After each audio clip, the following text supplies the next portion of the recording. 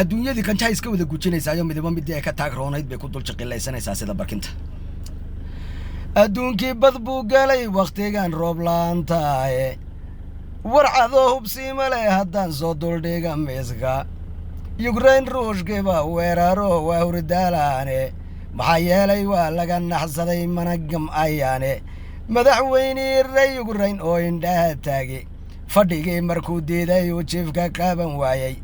John Biden buu yidhi la hadal ruushku waa cadowe oo naga araare qofkani wuu degdegayaye isaguna markuu yara baryo ruushkii keeri waayay lafiisi buuga cabsaday oo shibuu yidhi maxaa yeelay waan lala murmeen qoom gantaalaahe haddaan been la miisayninay runi shaqaynayso ruushku waa hubkii oo qofaye yaag mari doona